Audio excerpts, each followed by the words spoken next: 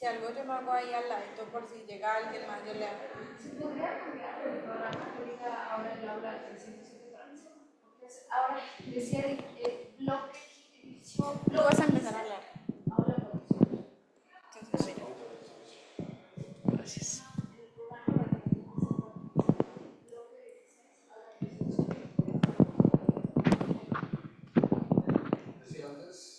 Bloque 15, aula producción.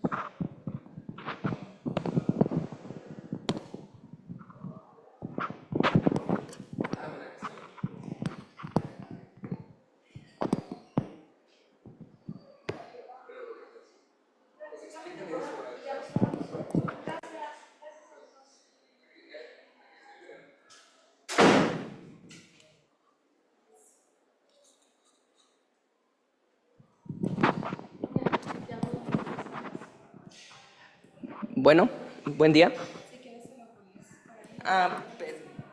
¿Sí? ¿Me levanto? Igual, pues la cámara se mueve. Sí, era lo que había visto, entonces, Te la pongo para ti. si quieres. Ajá.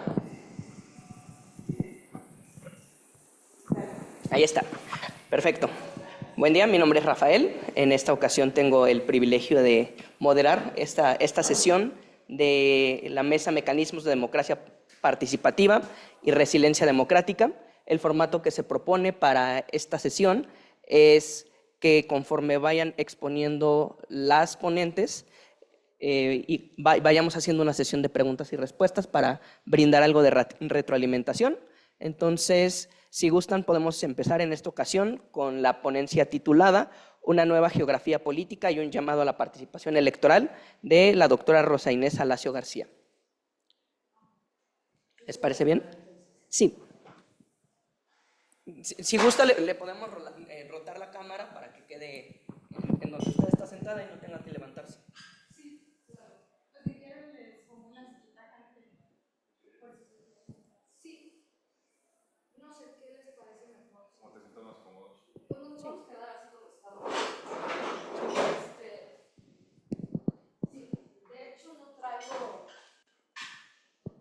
Traigo PowerPoint, pero es el extenso. ¿Se puede jalar el extenso que está en el programa?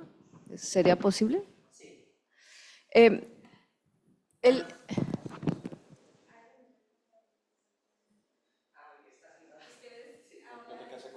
A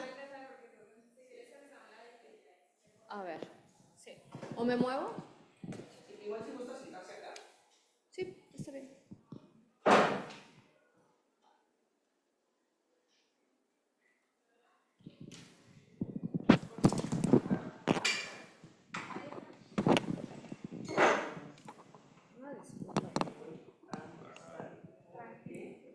Sí. Muchas gracias. Bueno, si no, déjenlo así ya. No pasa nada. Empiezo para que no retrasemos las actividades.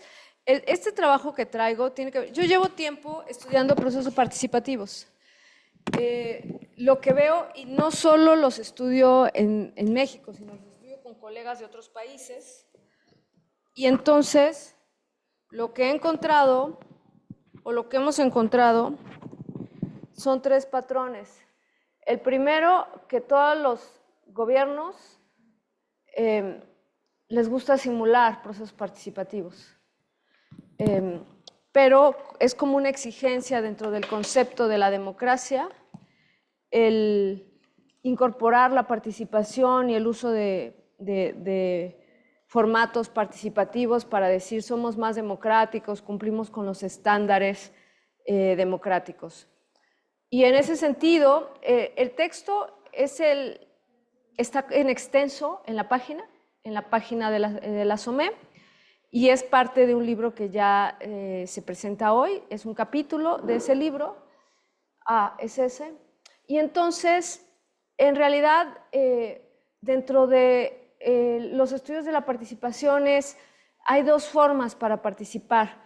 Uno que tiene que ver con la propia organización, voy a poner el tiempo para no comerme el tiempo y que todos tengamos posibilidades de presentar.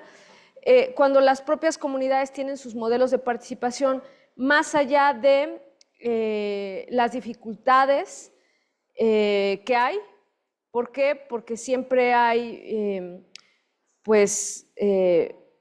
temas personales de uno quiere llamar más la atención, quiere el protagonismo, pero ya estoy. Pero más allá de eso, de alguna manera las comunidades logran sacar lo que quieren a partir de sus objetivos, construir el puente, independientemente de las disputas de querer llamar más la atención, de no saber gestionar los problemas, que pueden ser las modalidades dentro de los modelos no institucionalizados que tienen que ver con prácticas de los pueblos. Y por otra, cuando llega el Estado y bajo instrumentos pone leyes para regularlo. Justo este es el que coopta la participación, la controla, y son los gobiernos los que dicen hasta dónde, incluso ya saben a dónde quieren que lleguen. Es como cuando ordenan el río y saben a dónde quiere que llegue ese río. Entonces, realmente lo que creemos los que estudiamos participación es que es como una simulación en todos los países, bajo distintas modalidades, gobiernos progresistas o gobiernos conservadores, una simulación y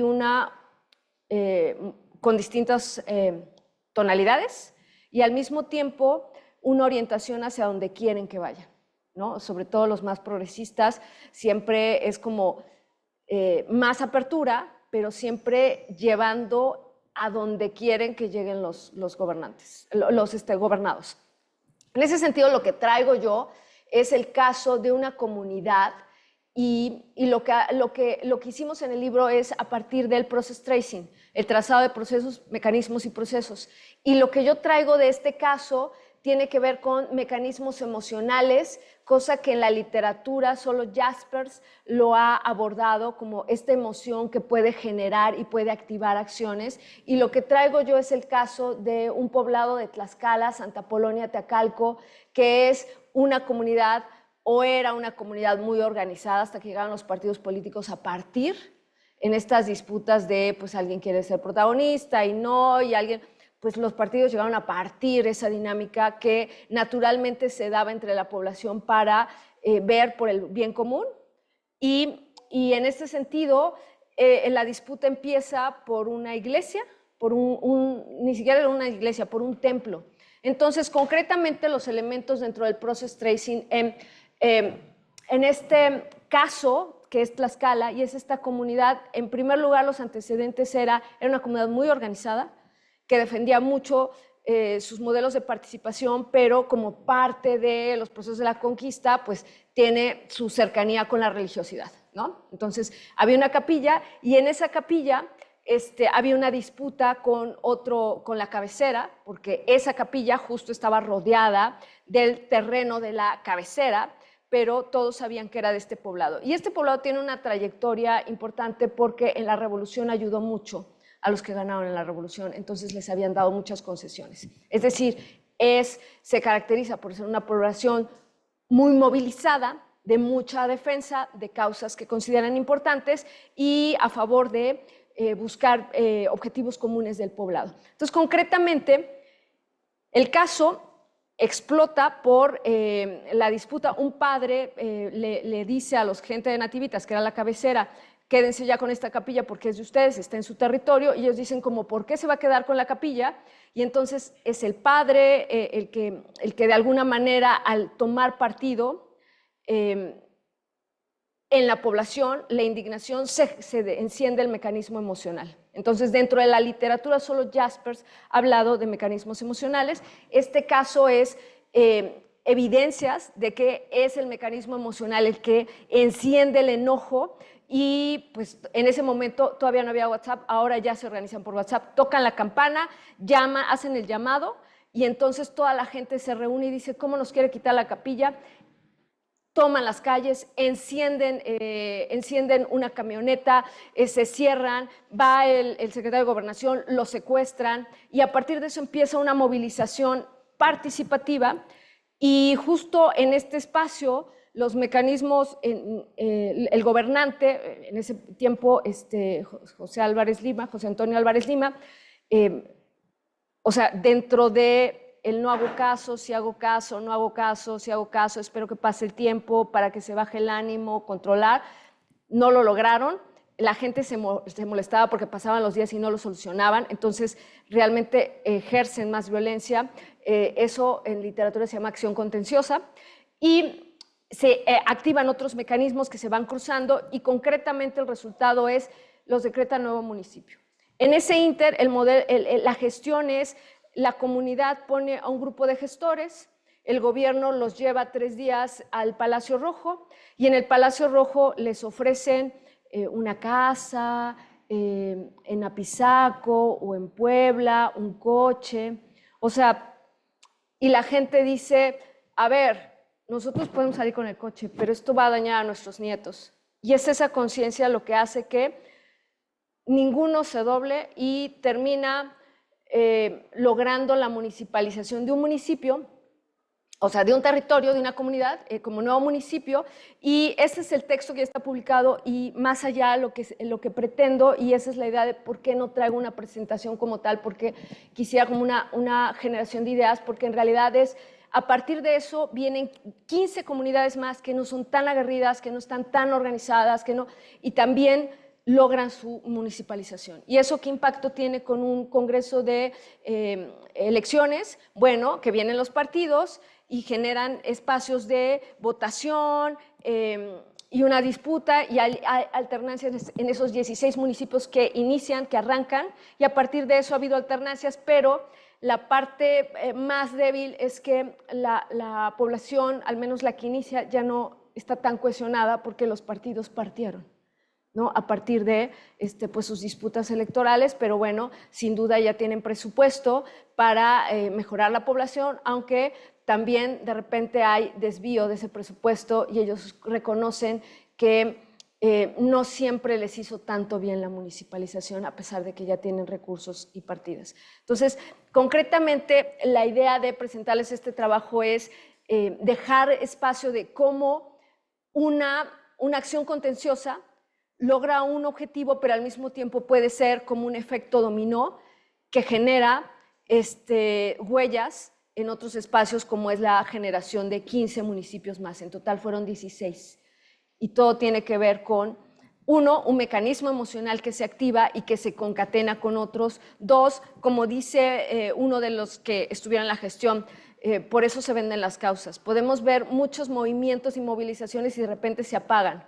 Bueno, a ellos la forma de apagarlos era ofreciéndoles una casa y un auto en Apizaco, en Puebla, pero no se doblaron. Ahora, el resultado ahora es una comunidad que ya está partida porque hay elecciones, y ya la comunidad ya toma partido por los partidos, y bueno, pues ya tienen presupuesto como municipio, pero los matices de este proceso, ¿no? Entonces, a grandes rasgos, pues lo quiero dejar ahí para dar espacio a sus comentarios, sus puntos de vista y también sus presentaciones, que me va a encantar escucharlos y generar un mecanismo de retroalimentación. Igual vamos a tener que estarnos rolando el micrófono, dado que el que tenemos aquí me comenta que no funciona muy bien. Entonces, igual, si me permite hacerle algunos comentarios y sí. después rolamos el micrófono. Claro.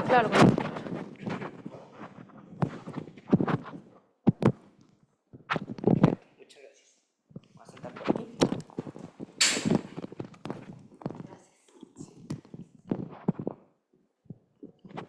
Creo que aquí me escucho bien. Y bueno, pues primero que nada, pues felicitarle. Creo que es una investigación bastante innovadora. Creo que en términos generales son temas de los que muchas veces no se habla porque no se considera que esto sea política en muchas ocasiones. O sea, cosas que no tienen que ver como con lo que se discute a nivel nacional, lo que viene de Palacio Federal, o lo que no tiene que ver con partidos políticos, muchas veces no se considera como político, o muchas veces incluso no se considera como participación. Yo, a lo largo de mi formación académica, he visto que se busca siempre como generar una división en torno a lo que es participación, o sea, y por lo mismo se le ponen muchos sufijos, como lo es la participación ciudadana, la participación social, la participación política, pero creo que al final de cuentas a mí me parece que no, o sea, la participación social y la participación política no van muy separadas. Justo por lo mismo quisiera preguntarle que de qué manera usted relaciona el concepto de la participación con lo que se entiende como cultura política, porque al final de cuentas creo que es un concepto que también permea la manera en la que se relacionan las personas como con los colectivos. Y me llamó mucho la atención, como por ejemplo, esta parte del mecanismo emocional, de cómo genera una sensación de enojo. También creo que en ese momento a mí las palabras que se me venían a la mente era el sentido de identidad, y también por lo mismo es que yo pues me viene a colación el texto de Charles Taylor sobre el multiculturalismo y la política del reconocimiento. Todo esto pues porque fueron trabajos que en algún momento leí para la realización de mi tesis. Y ya para terminar, veo que aquí nos habla sobre el cómo no les hizo bien la municipalización a esta localidad, justo porque se perdió el cohesión a partir de que llegaron las elecciones y los partidos políticos les empezaron a dividir.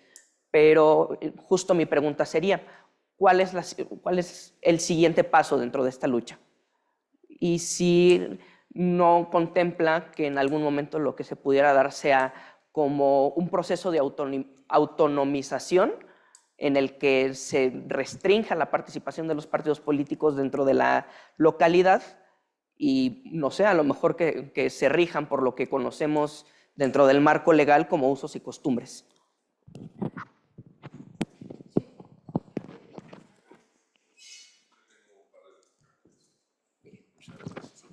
Primero sí, felicitarte, está sumamente interesante, no puedo esperar para leerlo.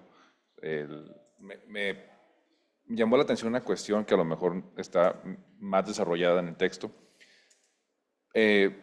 Se secuestró el secretario general de gobierno, es lo que entendí. Sí. Es decir, en ese entendido podríamos concluir o llegar a la conclusión de que se logró la municipalización por vía de la violencia. ¿No será esto causa y efecto al lograr su objetivo por vía diversa de la legalidad? Es decir, no quiero decir en la respuesta, me quedo ahí. ¿No? Cuestiono si no sería también causa y efecto, ¿no?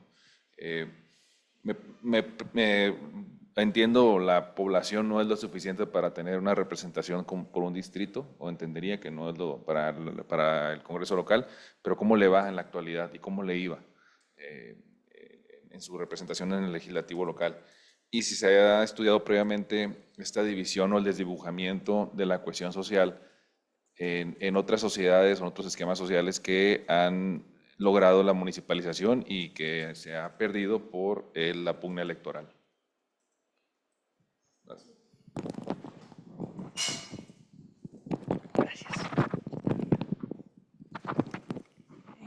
Yo, doctora, felicitarla por su trabajo, me pareció muy interesante. Igual que el doctor, espero leerlo pronto. Comenta que hoy se publica el libro. Se presenta. Ah, perfecto. Entonces, para leerlo, no, ya creo que las preguntas ya que tenía ya las hicieron mis compañeros. Entonces, me queda más que felicitarla por su presentación. Buenos días, muchas gracias por la presentación.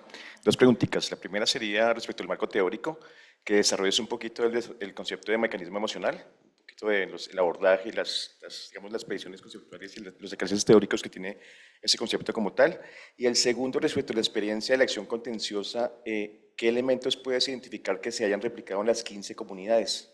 O sea, si el proceso específicamente se da de manera puntual, o si pues, por la propia dinámica, pues la experiencia de los otros casos muestra diferencias en términos de las prácticas que se realizaron para llegar al objetivo. Sí, la última pregunta está relacionada con qué elementos se pueden replicar en las 15 comunidades de la acción contenciosa. O sea, si efectivamente la experiencia que se da en el municipio, en el caso que tú presentas, se da de manera igual a los otros 15 experiencias, o en su defecto, si identificas algunos elementos diferenciadores de este tipo de acción. Gracias.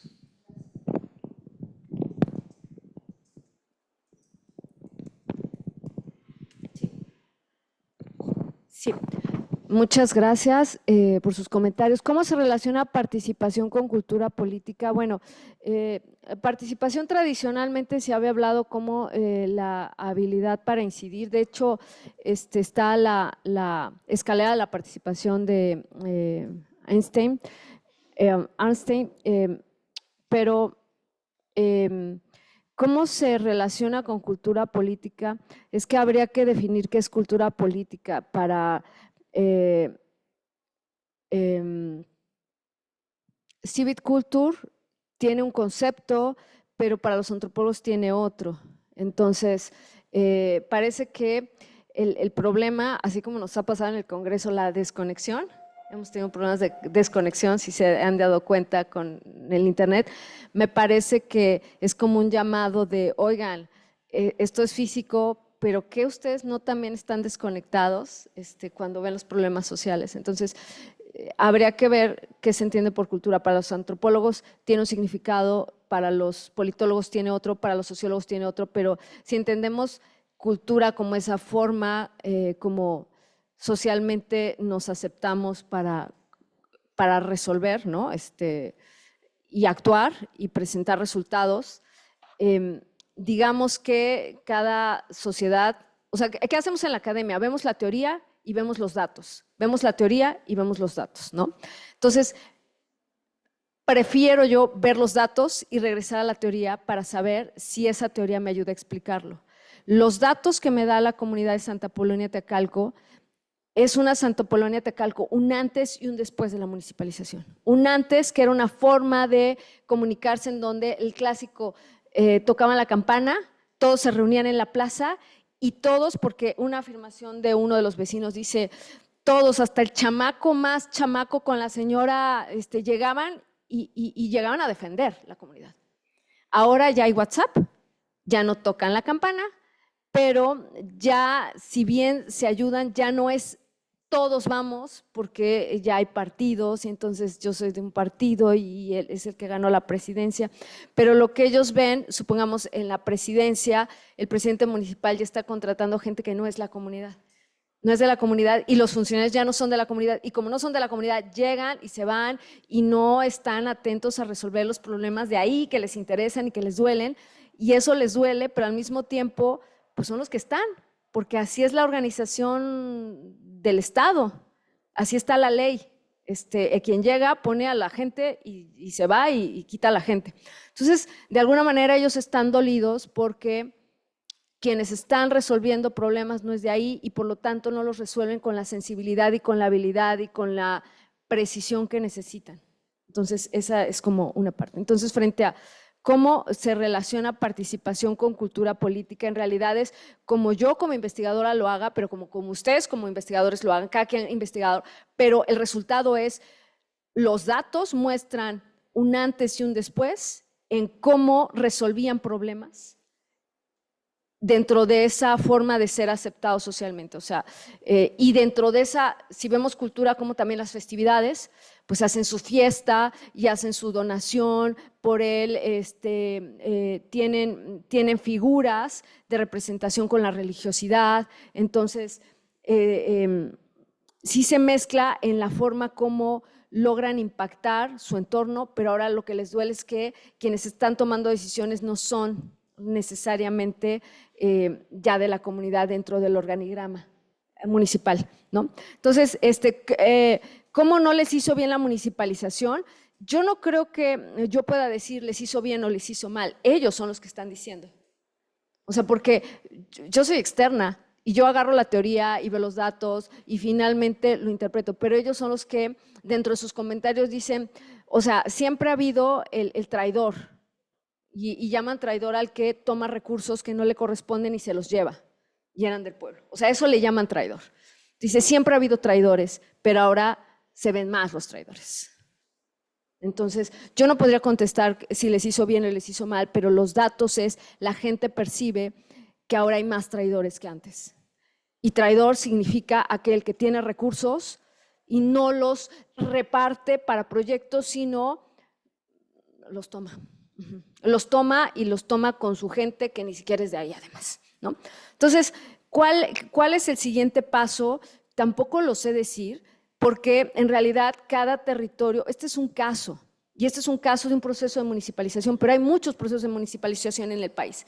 Lo que sí vemos es, parecería que ese diseño de reglas para que no nos matemos entre todos, que vimos en teoría política, tiene sus cosas buenas, para que no nos matemos entre todos, pero tiene sus cosas malas, para que quien va a tomar algo que no le corresponde y lo hace conforme a la ley, ¿saben? O sea, sí entonces repensar qué estado estamos teniendo y que creo que se conecta con los siguientes presentaciones. ¿Quiénes son los que conforman el estado? ¿Qué estado estamos construyendo?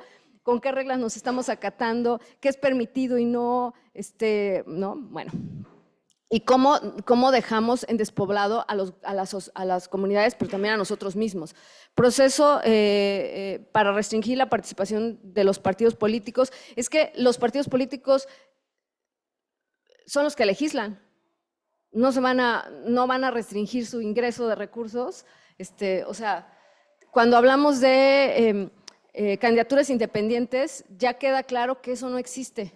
O sea, existe, pero en realidad son los partidos políticos. Y si nosotros que estamos en un Congreso de Estudios Electorales son los partidos políticos, no hay vuelta de hoja. ¿Qué hacemos con ellos cuando sabemos que son los que legislan y lo que quieren es subir sus ingresos y no transparentar cómo lo utilizan? Eso también lo sabemos. En todas partes de todos los países donde vayamos, la gente lo sabe y se queja. Pero sigue funcionando así. Yo creo que tiene que ver con la conciencia que tenemos, porque esos que estamos eligiendo son reflejo de nosotros mismos. Y cuando alguien de nosotros mismos sube, va a hacer lo mismo que esos están haciendo. La diferencia es que no lo puede hacer. Habría que repensar, ¿no? Entonces, creo que lo que sigue es una conciencia más colectiva, porque cuando alguien se queja de autoritarismo, y se ve a sí mismo, seguramente es autoritario, por eso tienes ese gobernante. Cuando alguien se queja de, pues, toma dinero que no le corresponde, seguramente habría que revisarse si cuando esa persona está en o sea, tendría esa posibilidad, también no lo haría. Los gobernantes reflejan un poco a la gente que los elige, me parece. Secuestro del secretario de gobierno, sí, lo secuestraron, y esa violencia causa-efecto, pues fue la forma de que les hicieran caso, porque lo estaban alargando. Entonces fue el secretario de Gobernación a ver qué estaba pasando en esta idea de, pues el ciclo de los movimientos sociales es, llega un momento y lo desgastan hasta que ya, ¿no? Digo, lo vimos con los de Ayotzinapa, no pasó nada, ¿no? Entonces, y nos duele, pero es cierto, ¿no? Entonces, claro, ellos dijeron, no, se va a enfriar, fue el secretario de Gobernación a negociar, pues lo secuestraron. Y ya después negociaron que todo lo que sucedió tal y tal día se eliminara y no hubiera cargos. Pero fue la forma, o sea, es decir, pues mátenos a todos. Solo así lograron esto que decías de reconocimiento. Sí, lo que defendían es, ellos no querían ser nuevo municipio. Estaban enojados porque estaban regalando su capilla y ellos decían, o sea, ¿cómo así? Es mi capilla, es mi dignidad. Entonces, por ahí en una parte del libro, uno que fue mi profesor, un profesor que fue mi profesor que ya falleció, recuperó una parte de una entrevista que hizo. Yo hice las entrevistas actuales, pero él recuperó una parte cuando decía uno de los entrevistados, cuando te metes con la dignidad de la gente, preocúpate. Claro, tiene que ver con eso. Bueno, violencia causa, sí, a lo mejor podemos decir la violencia no es la forma, pues fue la única forma para que los respetaran. Qué fuerte, ¿no? Y alguien dijo, es que ya llegamos a un punto que ya no podemos, no queremos la municipalización, pero ya no nos podemos echar para atrás. Hay que seguirle.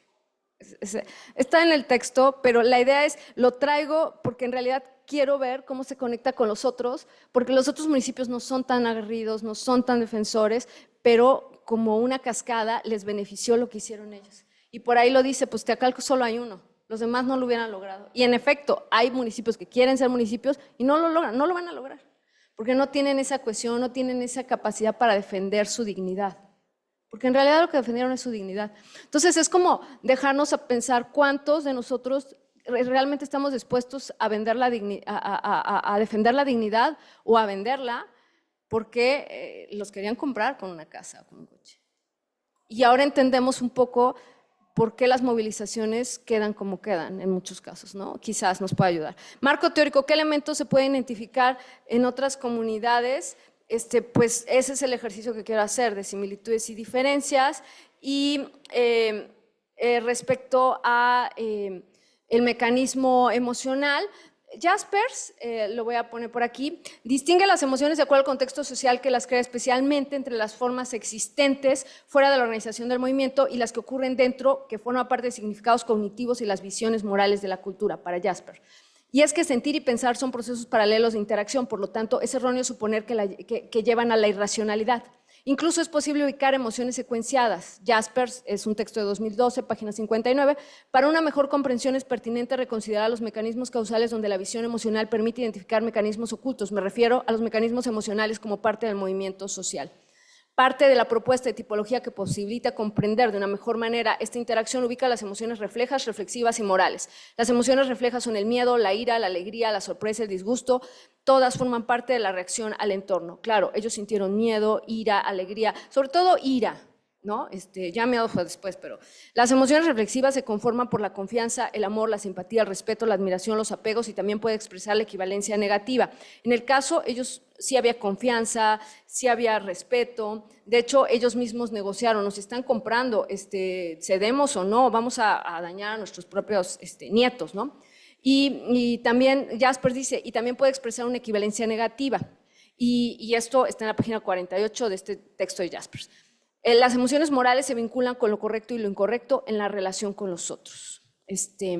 Y bueno, para ellos lo correcto fue no aceptar la casa, no aceptar el auto. Y finalmente les dieron la autonomía, y por ahí uno relata, llegaron, nos subieron a una combi y de repente agarramos y dice uno, yo pensé que nos iban a matar. No, los llevaron a un lugar en donde ahí les dijeron, sí, van a, se va a aprobar. Y no fue justamente en el Congreso, ¿no? Entonces, pues el objetivo de este trabajo es cómo seguir con la ruta de cómo es que genera la cascada, porque indudablemente no la genera porque los otros hayan sido aguerridos. No fue por eso. Y espero haber contestado todo. Gracias, gracias. Genial, entonces continuamos con la ponencia del doctor Alberto. Ayudas con la, ¿cómo verla? Sí, creo que te va a ayudar.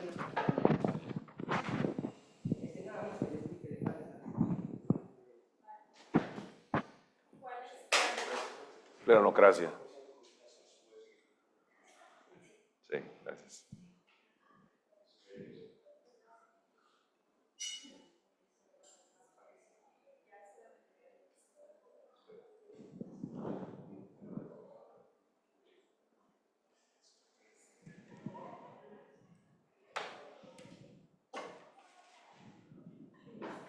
Muchas gracias.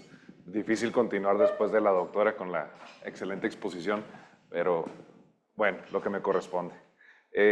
Agradezco primero la presencia, agradezco la invitación, el espacio que brinda la Sociedad Mexicana de Estudios Electorales y el tema que se aborda el día de hoy, el cual me permito abordar. Tú me dices. Ya, sí. Gracias. Tiene como propósito exponerle cómo la democracia participativa puede fungir como el mecanismo esencial de resistencia ante la derivada plenocrática, y para ello me parece importante empezar por definir qué es la plenocracia, ¿no? Es un concepto que Miguel Ángel Bovero aborda recientemente, que me parece que tiene grandes semejanzas con algunos modelos. Desde luego no se sientan aludidos quienes pueden estar de acuerdo o no con el gobierno que les representa. Pero lo que Miguel Ángel Bovero inicia afirmando es que esa es una degradación de un gobierno en la que la mayoría política trasciende a su mandato de representación para ejercer el poder de manera autoritaria legalizada.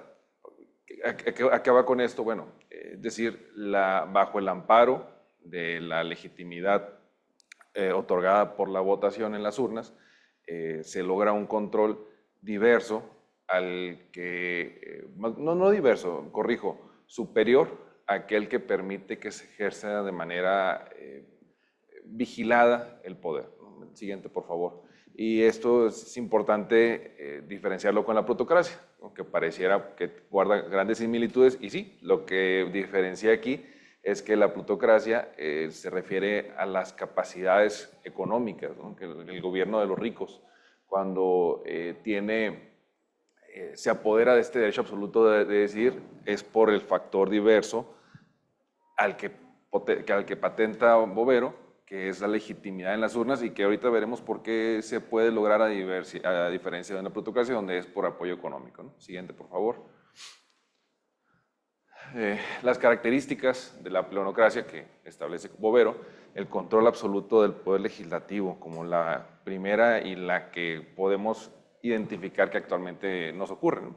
En el cual vamos a poner el ejemplo de una iniciativa legislativa, bien lo comentaba la doctora, son los partidos políticos lo que hacen las leyes.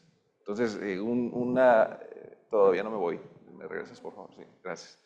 Entonces, una iniciativa que venga a limitar el ejercicio de un partido político, el recurso de un partido político, en reducir este financiamiento, difícilmente va a pasar porque, bueno, mantienen un control que va a obligar a que este órgano, aunque órgano legislativo, pues lo haga con base en la ideología que ellos nos profesan, ¿no? Al tener el proceso completamente dominado. La anulación de contrapesos horizontales. Y esto tiene que ver no solamente con la posibilidad, y voy a hablar concretamente de la acción de inconstitucionalidad, por poner un ejemplo, ¿no? Que dentro del esquema clásico de la teoría de separación de poderes, bueno, una ley reglamentaria que a todas luces es inconstitucional, Poder Judicial es el encargado de declarar la nulidad de. Pero para esto se requiere también que una tercera parte del Congreso de la Unión, según lo marca el artículo 105 constitucional, con legitimación activa y pasiva, pueda acudir a interponer dicha acción. Bueno, al tener el control absoluto y tener una mayoría que supera este 67%, por decirlo de alguna manera, hace imposible o hace nula la posibilidad de que una minoría pueda acudir ante el Poder Judicial para interposición de inconstitucionalidad. Entonces, ya ni siquiera está esta viabilidad de un control de constitucionalidad que está institucionalizado, porque no se puede ejercer por quien tiene la legitimación activa respecto de la pasiva. Y no solamente esto, lo que hemos visto también, se puede decir que lo vivimos recientemente con la reforma judicial, en donde venía de una campaña de desprestigio en el cual se focalizaban en aspectos que podrán ser ciertos o no, pero atacando persistente y constantemente al Poder Judicial en su función, y en algunos argumentos que no solamente se enfocaban en el ejercicio de sus funciones, sino en particulares, ¿no? Tratando de desacreditarlo permanentemente. La manipulación de la participación ciudadana es uno de los ejemplos que también ponía la doctora, cuando decíamos, bueno, poníamos un disfraz de participación ciudadana a movimientos que venían y provenían de gobierno. Entonces, que esto buscaba que incidir en para dónde queremos que se definan y que esta resolución aparentemente ciudadana pueda beneficiar los intereses gubernamentales.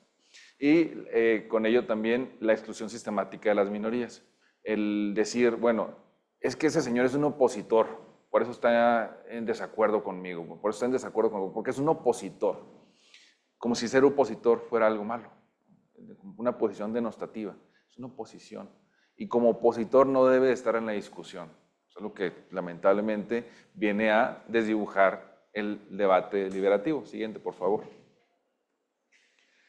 Entonces, ante la aparente legitimidad que dota, insisto, la votación elevada en las urnas, en los procesos que están directamente vinculados a toda la legalidad, la mayoría plenocrática invoca constantemente su mandato para justificar decisiones unilaterales.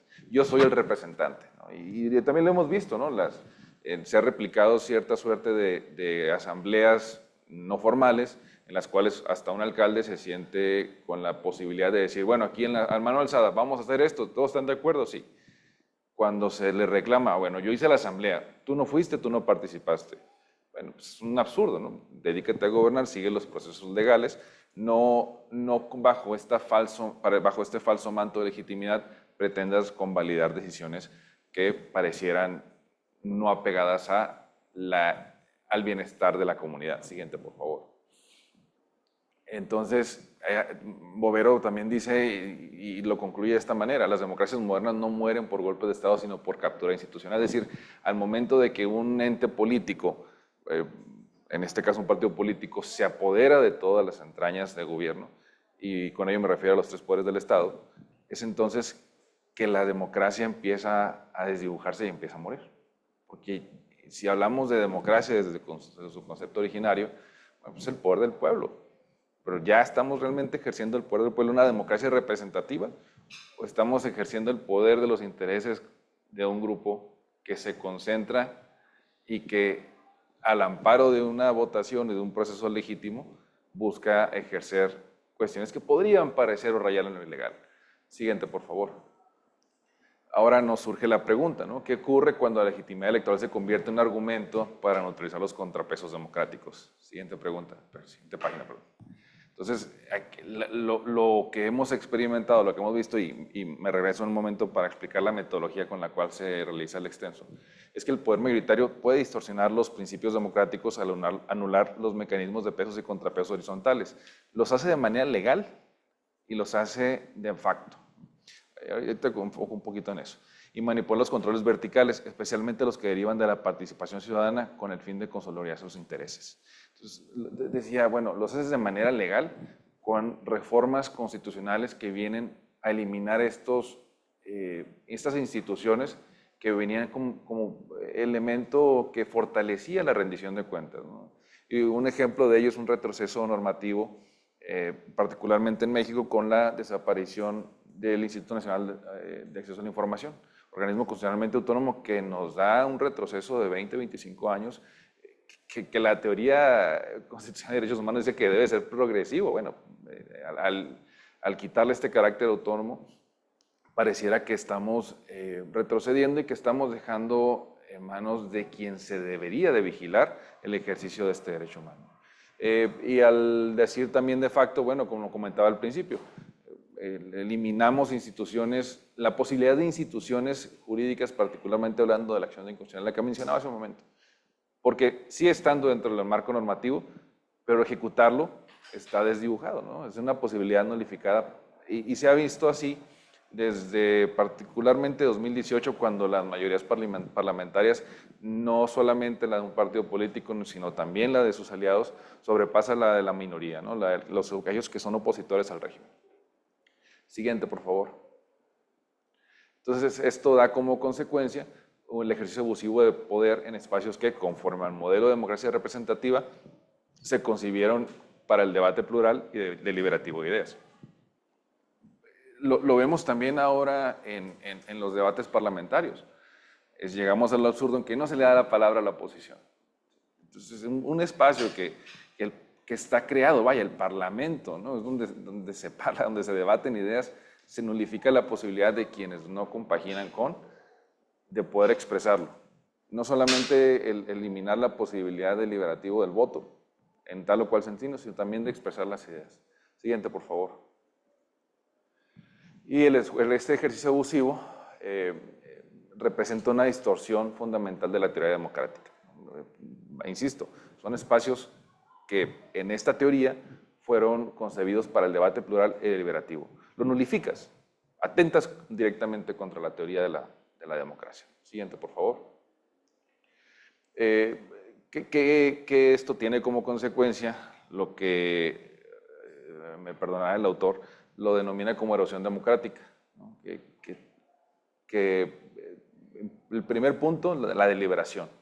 La polarización artificial producida por la exacerbación intencional de divisiones extremas dentro de la sociedad, el encono de las ideas, ¿no?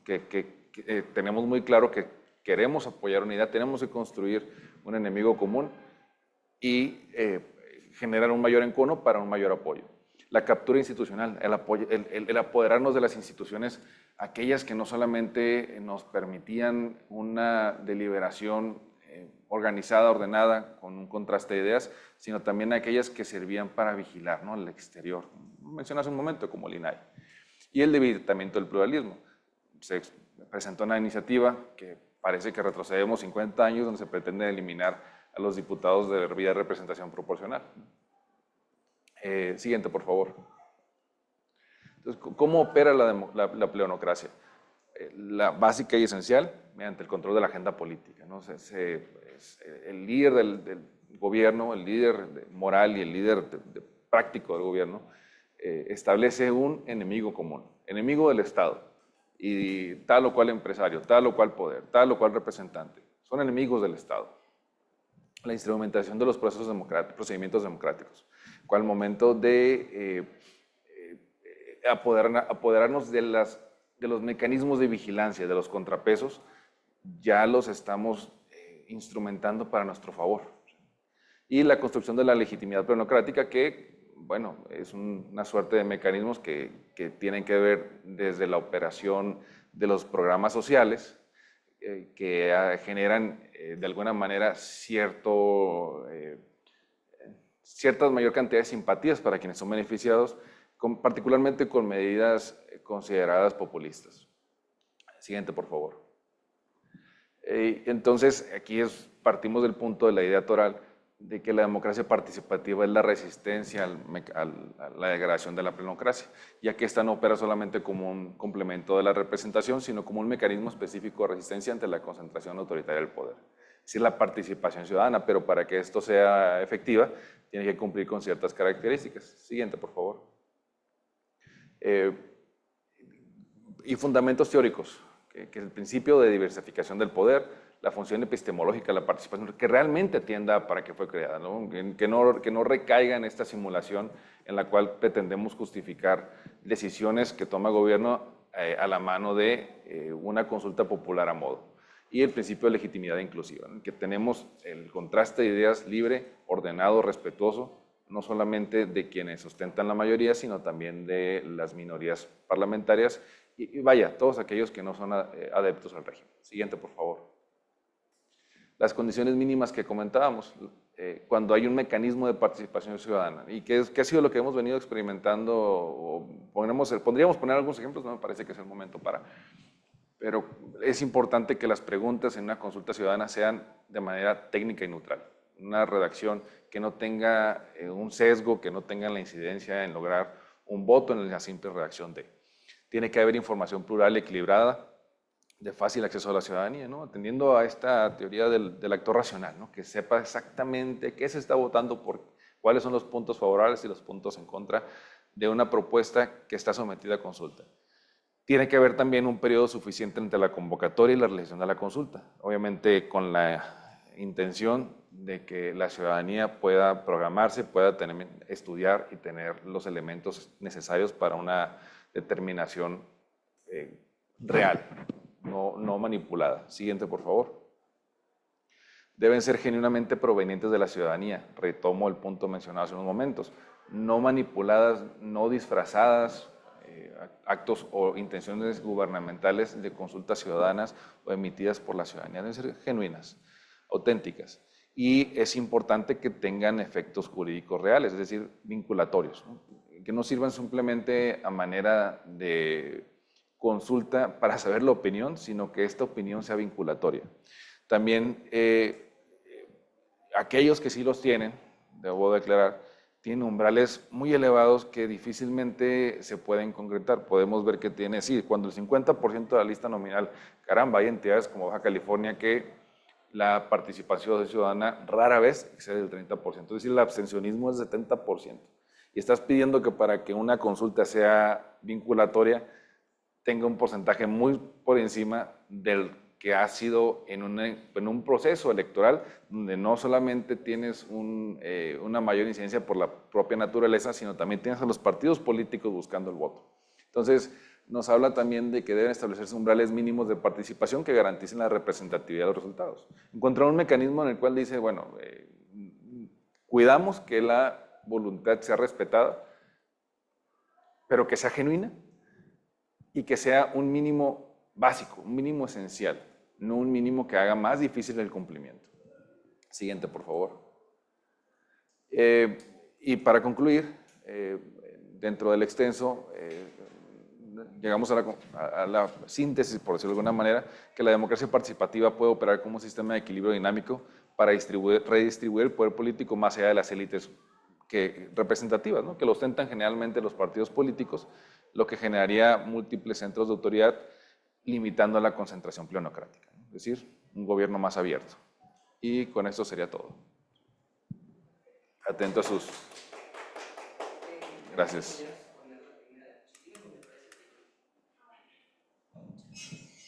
Perfecto, pues igual pasamos a la ronda de preguntas, ¿no? ¿Alguien en particular quiera comenzar? Doctora, por favor, nos hace el honor de comenzar. Gracias. A mí me parece muy importante este tipo de reflexiones, porque en realidad estamos en la encrucijada. Bueno, los que queremos estudiar la participación porque nos motiva ver si existe un camino para incidir, y al darnos cuenta que las propias estructuras del Estado, digo, los que damos clases en ciencia política, ¿no? Nos damos cuenta que las estructuras del Estado es como un corsé para no dejar respirar, ¿no? Pero presumir que hay democracia, bajo el modelo de democracia, presumir que hay participación, ¿no? O sea, entonces, ¿por qué ponen democracia participativa si no se supone que la gente vota? Pues ya se dieron cuenta que la gente no cree, ¿sabes? Entonces, me parece muy valioso lo que presentas, y yo te preguntaría, a partir de este diálogo, teoría, Bovero, datos, México, América Latina, y no solo América Latina, hay muchos países como Estados Unidos. Me sorprende lo que está pasando en Estados Unidos, lo que está pasando en Francia, ¿no? Sin duda, y bueno, en México también. ¿Qué queda como gobernados? Sobre todo porque o sea, los datos que presentas dicen mucho de lo que pasa en México, pero también en otros países, si no es voto obligado. La gente no participa. ¿Para qué voy a participar si ya sé? Participo, llega alguien, de repente hay una obra, no la hacen mal, hay un ingreso, desaparece, se quejan. El quejarse, el protestar está mal visto. Eres como que la molestia social, ciudadana de la ciudad, porque te quejas, eres el quejoso, la quejosa. Entonces, pues tienes que aguantarte todo lo que la ley permite y todo lo que la ley omite, y toda la falta de rendición de cuentas. ¿Qué podemos pensar en este diálogo de teoría, realidad, pero sobre todo personas pensantes como nosotros, y esta idea de ubicar qué sigue, ¿no? En Grecia, en Roma, estaba el ciudadano que es sabio en Grecia, o en Roma el ciudadano que construye ciudad, ¿no? Pero pues ya vimos que las ciudades llegan gobernantes y en donde no hay rendición de cuentas, y al final los impuestos, quién sabe a dónde se van, y la participación no es tanta. Concretamente, podemos hacer una lista de teoría, podemos ver una lista de datos, pero nosotros como investigadores, ¿qué sigue en términos de construcción de conciencia, y si hay una posibilidad dentro de este corset? Gracias. Y lo digo con mucha tristeza, la verdad, porque no sé si ponerme a llorar con lo que pasa en términos de los que estudiamos procesos participativos y los resultados, los datos, ¿no? Y estos estigmas que hay, o incluso la gente que quiere defender sus beneficios comunes, pues les inventan cosas, ¿no? Para jugar con las estructuras legales. Gracias. Bueno, muchísimas gracias por la presentación. Yo tendría dos preguntas puntuales. La primera estaría asociada con lo que comentas como legitimidad aparente desde la legalidad del Estado, o sea, esa legitimidad que se induce a la sociedad civil para llevar a cabo sus iniciativas La pregunta es, en términos de cultura política mexicana, ¿esto pasa en todos los aspectos ideológicos? O sea, ¿o solo pasa en este gobierno? ¿Qué ha pasado con los gobiernos de derecha? O sea, digamos, ¿qué contraste podrías hacer respecto a los cambios en términos gubernamentales respecto a este tema de la legitimidad aparente? Y el segundo elemento, respecto al tema del ejercicio abusivo del poder, ¿qué otras experiencias, más allá de la no expresión de las ideas para la oposición, identificas? ¿Qué otro tipo de experiencias de ejercicio abusivo del poder, más allá de no darle espacio a la oposición, vas identificando con este concepto que trabajas en la presentación?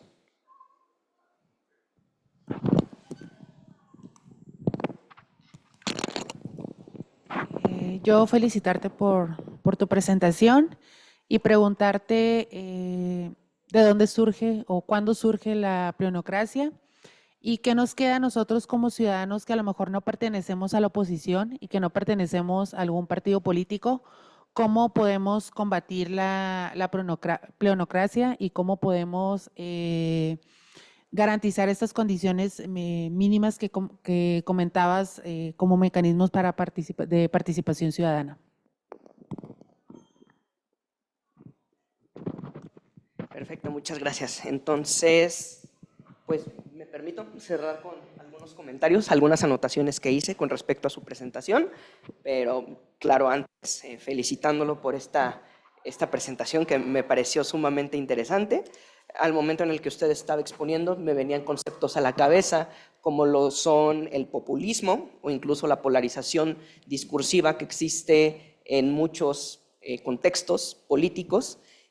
Sin embargo, el concepto de plenocracia que nos brinda hoy es muy rico para el análisis y por lo mismo pues es algo que también en su momento nosotros tendremos que estudiar. Justo yo también había anotado la pregunta de cuáles son los efectos de la plenocracia precisamente en el ciudadano y cómo contrarrestarlo. Veo que al final nos habla de las consultas, de las consultas ciudadanas. También nos mencionó una frase que apunté porque me pareció muy interesante, que dice que la democracia moderna no muere con golpes de Estado, sino por la captura institucional. Esto me pareció sumamente interesante, dado que pues, es la historia del Partido Revolucionario Institucional y también es lo que vemos, como por ejemplo en el caso de Morena, cómo se ha ido apropiando de diferentes espacios ya más allá del legislativo, de los gobiernos locales y del ejecutivo federal. Pero justo mi pregunta iría en torno a qué otros ejemplos existen en el mundo de esta frase que nos expuso.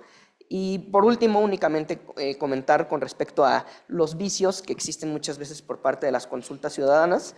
El conocimiento que yo tengo es precisamente sobre las consultas previas, libres, informadas, culturalmente adecuadas para las comunidades indígenas, que son procesos muy largos y muy complejos y que precisamente no tienen este carácter vinculante.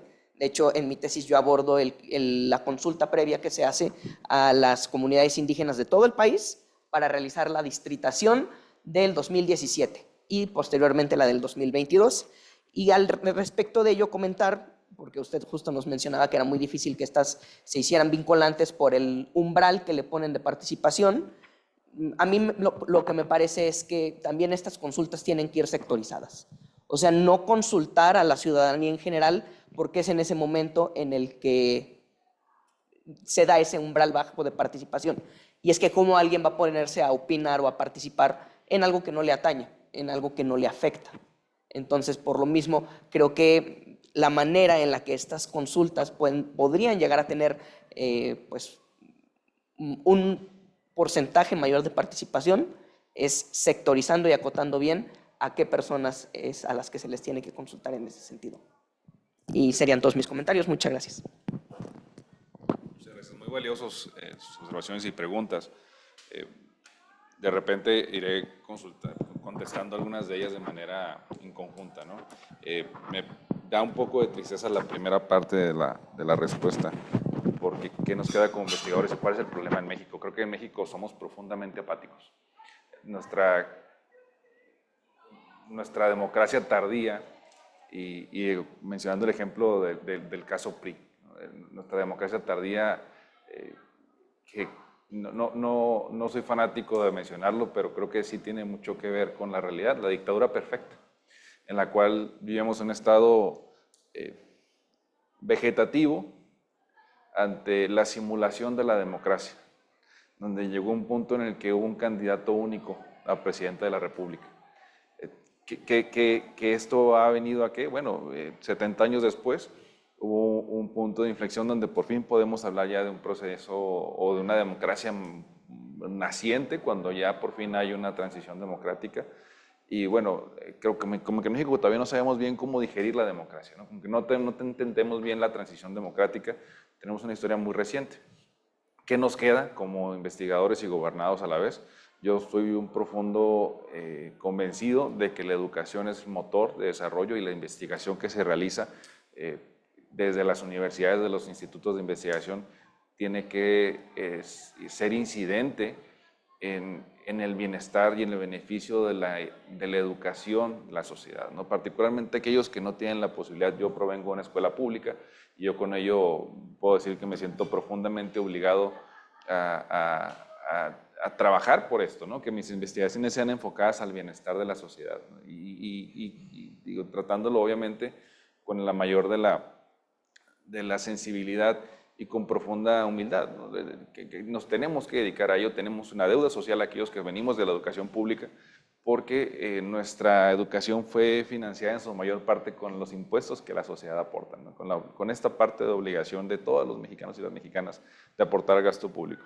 Y con esto incidir en un cambio cultural que nos permita ser participativos y estar vigilantes permanentemente. Hay democracias que tienen una tolerancia mucho más leve a lo que consideran como un abuso. El ejemplo, Francia. No puedo dejar de sentir envidia cuando hay una manifestación por el descontento de los servicios públicos. Esa vigilancia, ese manifestarse, no llegan a un punto de quiebre. Es una vigilancia constante, es una vigilancia permanente que obliga a las autoridades. Digo, claro, vienen de una historia revolucionaria elemental para las democracias modernas, pero ojalá también pudiéramos replicar esto. Hay que decirlo también, los países sudamericanos cuentan con una profunda historia de levantamientos armados, de golpes de Estado, de cambios de régimen, que a diferencia de México, los ha mantenido en una vigilancia permanente, ¿no? Y se ve de una manera muy frecuente cuando hay un cambio de la izquierda a la derecha, donde la votación genuina dice, ya no queremos esto, vámonos al otro extremo. Y es el cambio, ¿no? De la polarización. Regreso a otra, o me adelanto un poquito, no quisiera poner otros ejemplos o categorizarlos. Sí podría mencionar características de. Llegan, ya podrán ustedes poner un nombre a qué país se les ocurre. Llega un candidato a la presidencia, ofreciendo el gran cambio, mesiánico, y logra encontrar los puntos exactos en los cuales la sociedad va a manifestar su apoyo.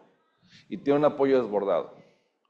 Legítimamente valga la redundancia, con una profunda legitimidad aparejada de una distancia electoral en las urnas del primero y segundo lugar.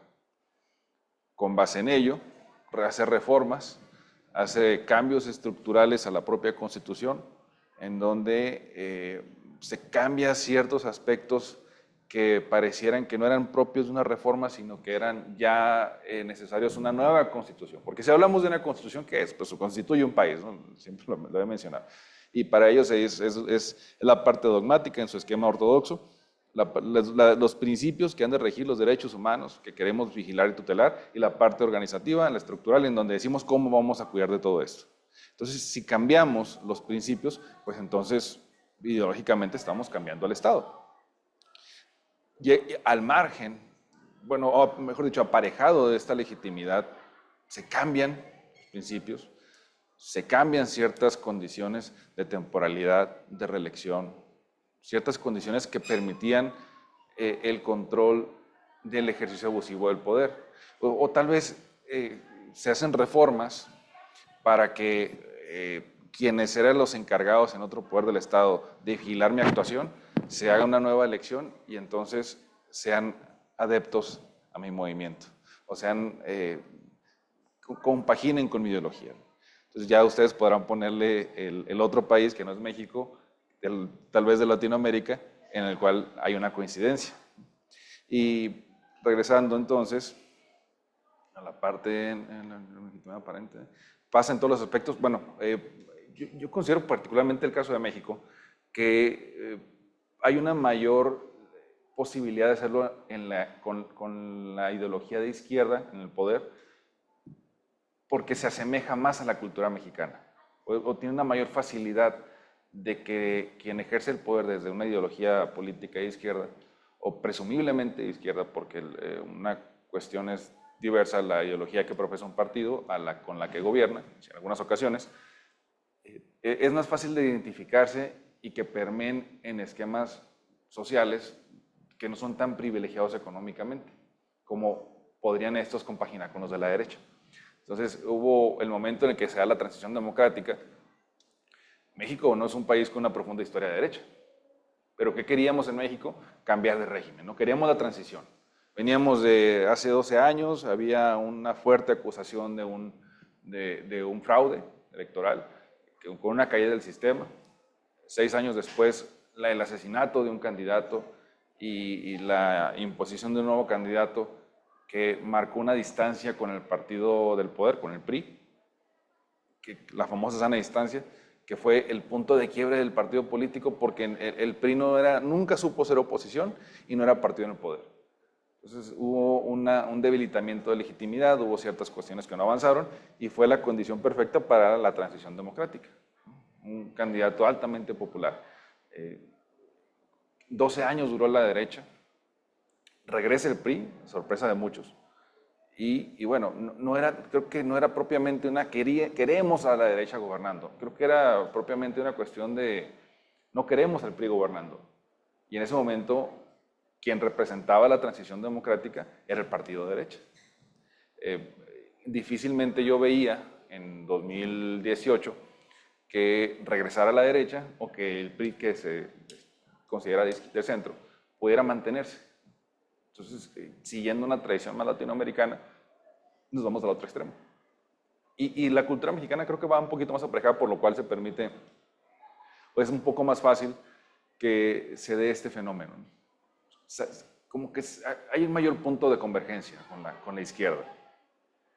El populismo, por ejemplo, en efectos de la democracia en ciudadano, ¿cómo contrarrestarlo? La fundamental para contrarrestar esto es la participación ciudadana, pero lo decía hace rato la doctora, los propios partidos legislan y van a legislar en beneficio de los partidos. La participación no se debe limitar a ejercer su voto. Hay un mecanismo usado de manera muy poco frecuente, también por la complejidad, que es la iniciativa legislativa ciudadana. Una iniciativa federal requiere un umbral de participación, de manifestación de apoyo que alcanza o supera los 100,000 votos, perdón, las 100,000 firmas a nivel nacional. Bueno, ¿cuáles son las complejidades aparejadas a esto? Bueno, una persona que no se dedica a esto, que tiene su actividad, porque tiene necesidades desde supervivencia, de vestido, de su vida cotidiana, difícilmente tiene el conocimiento técnico, la capacidad económica para solventar eso, porque seamos realistas, requiere de capacidad económica, las capacidades y conocimientos logísticos para poderlo realizar, y esta capacidad de captación de conocimiento hacerlo a las demás personas. Por eso es que también podemos decir que tenemos muy pocos casos de éxito de la iniciativa legislativa ciudadanas. En México. En iniciativas legislativas ciudadanas. El caso, por ejemplo, ¿te acuerdas de Kumamoto? No, sí, bueno, sí, ya. No, Kumamoto se lo comieron los partidos políticos. Tuvo que hacer su partido. Bueno, Es el mejor ejemplo de todo lo que buscó. Sí, pero empezó un movimiento independiente, previo a ser candidato independiente, con la iniciativa legislativa ciudadana.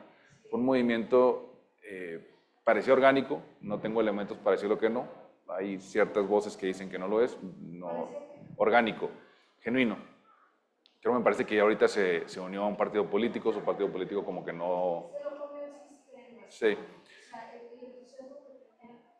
sí.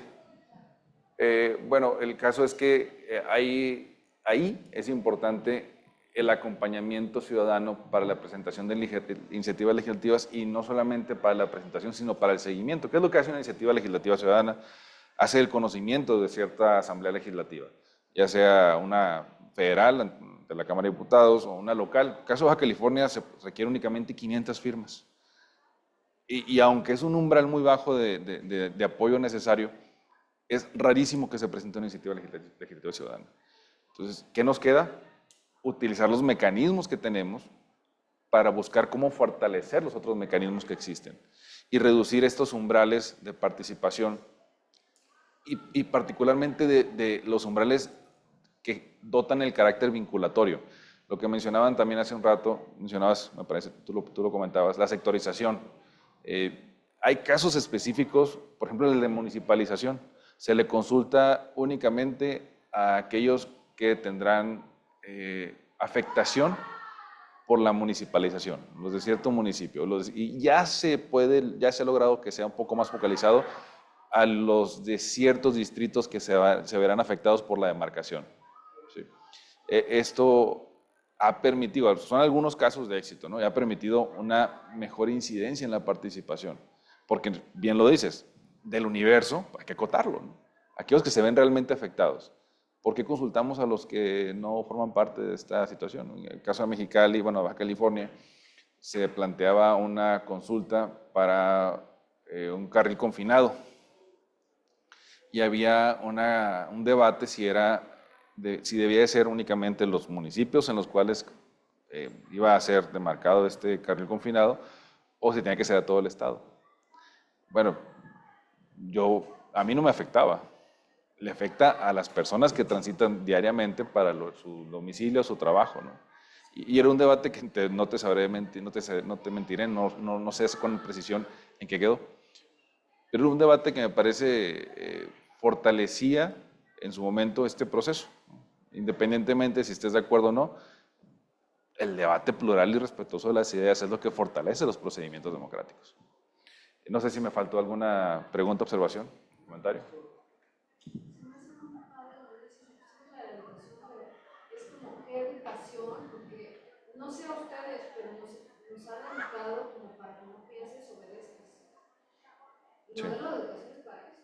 Por eso es que mucha gente va a la guerra, que obedece órdenes. ¿Cómo vas a la guerra a defender a un tipo que está robando? Sí, le llaman la Santa Trinidad de la educación, ¿no? La pertinencia, la vigencia y la validez.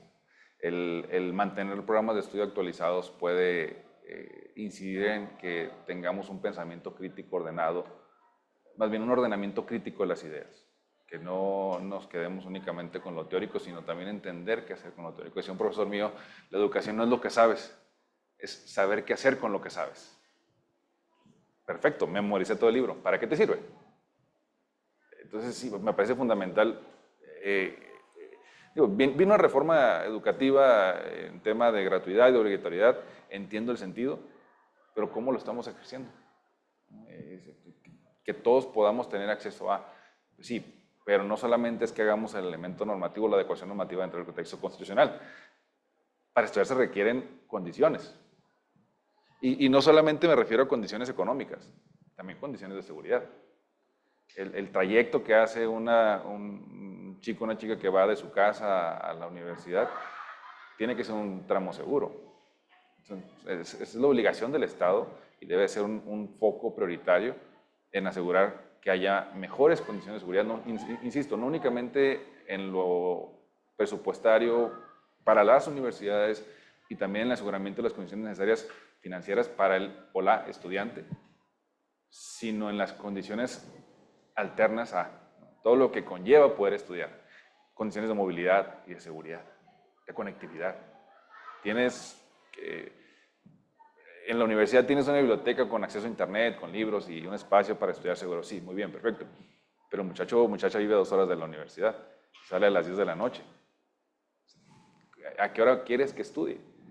No solamente es, insisto, condiciones de movilidad me refiero a transporte, de seguridad, sino también de conectividad y de acceso a la información. Dios.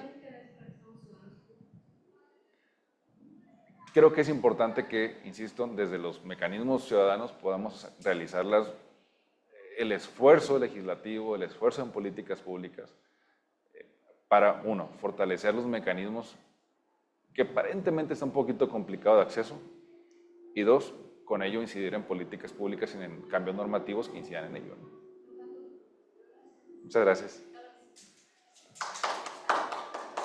Muchas gracias.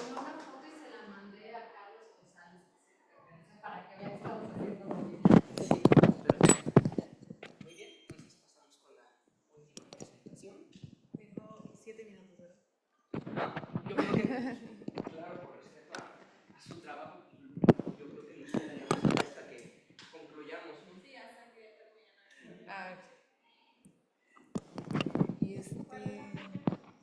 Es la primera, esa.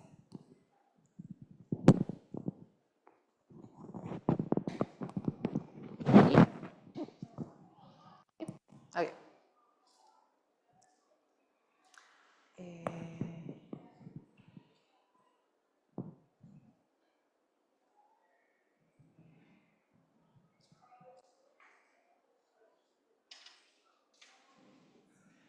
Muy bien. Bueno, buenos días a todos. Mi nombre es Mariela Patricia Irales Ley y esta ponencia se hizo en coautoría con el doctor Daniel Octavio Valdés Delgadillo. El nombre de la ponencia es La obligación de votar y su impacto en la legitimidad del proceso electoral para el Poder Judicial en México 2025. Y esta ponencia surge a partir del proceso electoral extraordinario judicial 2024-2025, que, bueno, marcó un hecho histórico en México, ya que por primera vez la ciudadanía fue convocada para elegir directamente a quienes integrarían el Poder Judicial de la Federación en el Estado mexicano.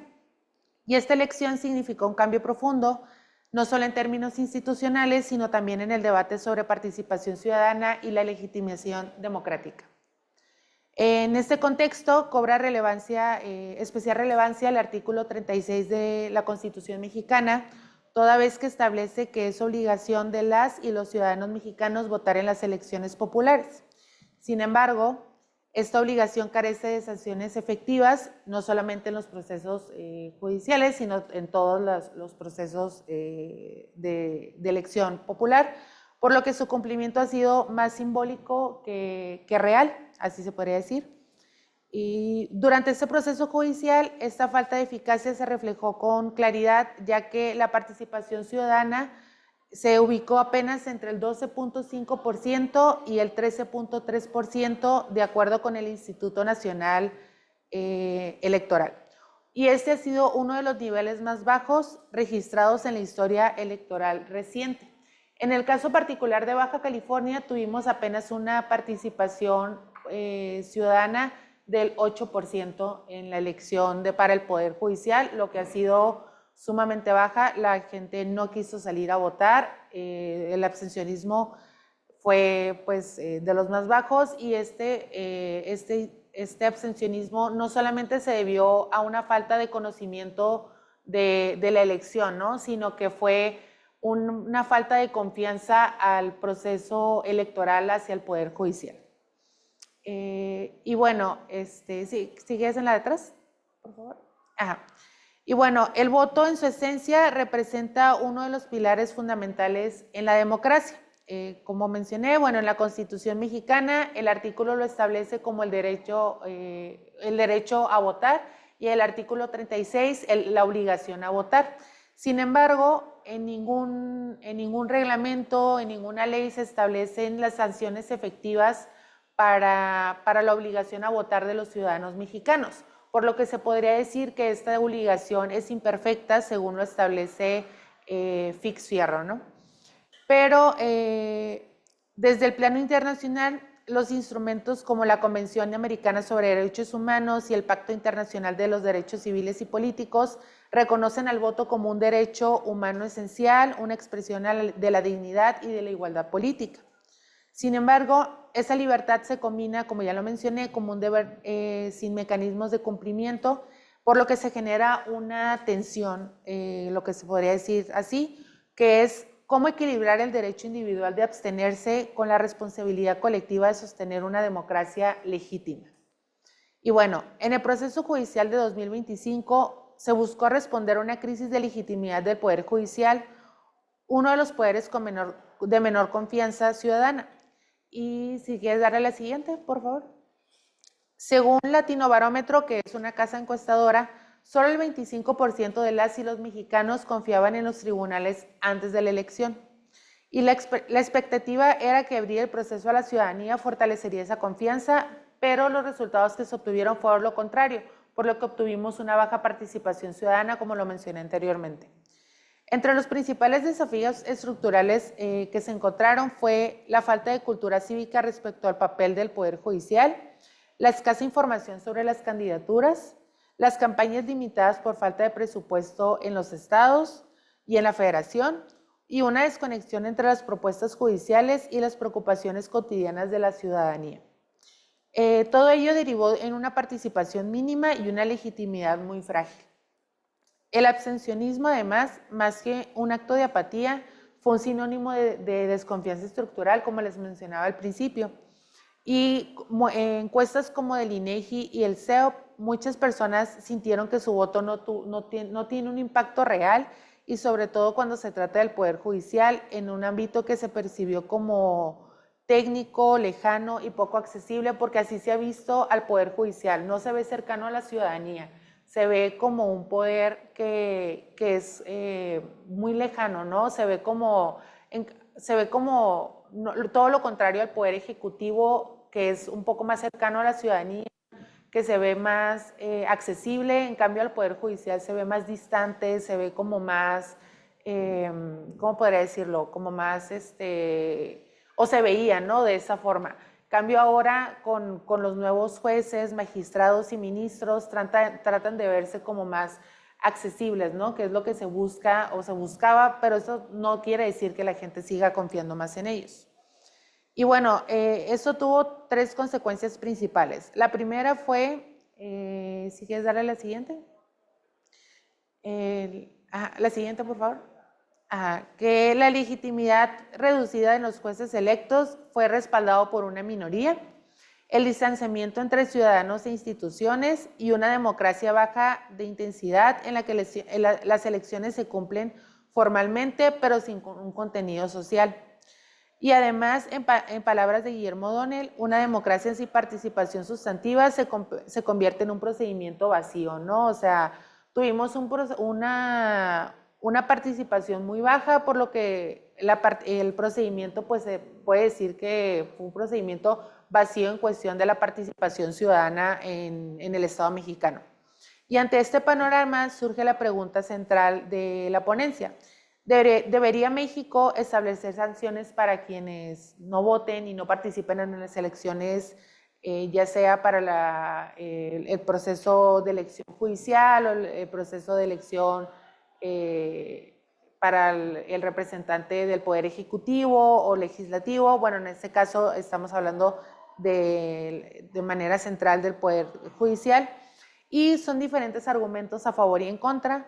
Los argumentos a favor para el voto obligatorio sancionado sostienen que se aumenta la participación y la representatividad, se mejora la legitimidad de los resultados y puede fomentar una cultura cívica más activa. Por ejemplo, países como Australia, Argentina, Perú, Uruguay superan regularmente el 80 o 90% de participación gracias a que tienen mecanismos moderados de sanción.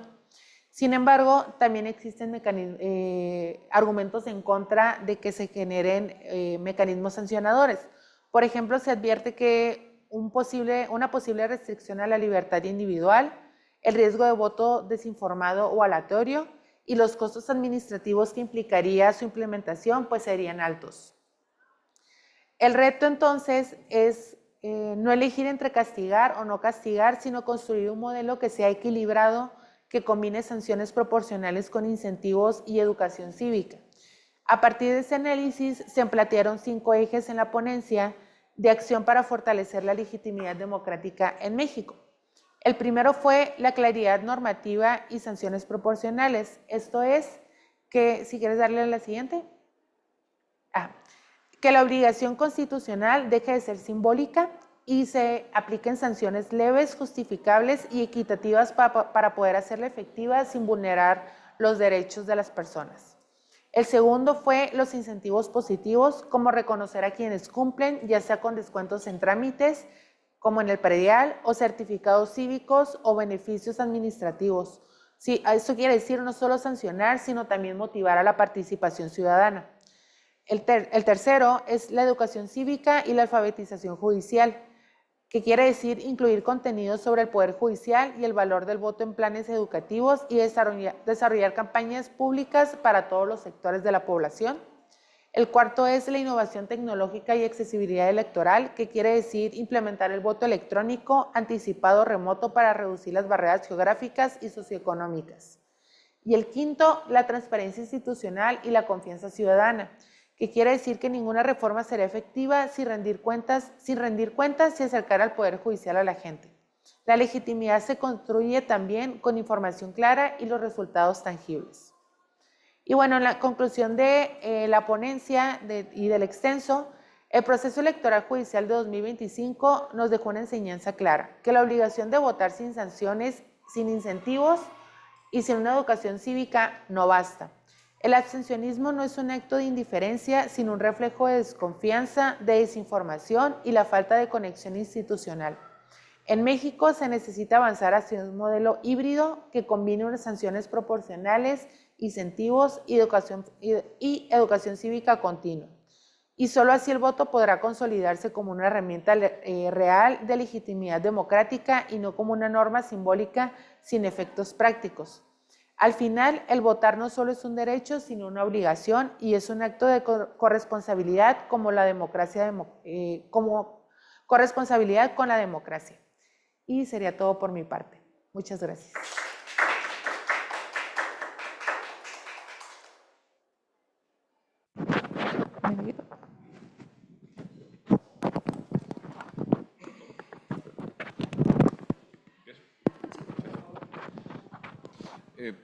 Primero felicitarte, es muy completa. Se iban respondiendo las preguntas que se me iban generando con las siguientes láminas, pero sí me quedé con la duda, ¿cuál es la propuesta, si hay una propuesta concreta para la implementación de estas medidas proporcionales, que me parece además adecuado? Que creo que un gran problema que tenemos en México es que establecemos sanciones no adecuadas al contexto personal, ¿no? Al contexto individual, lo cual las hace desproporcionales. No sé si hay alguna propuesta en ese sentido.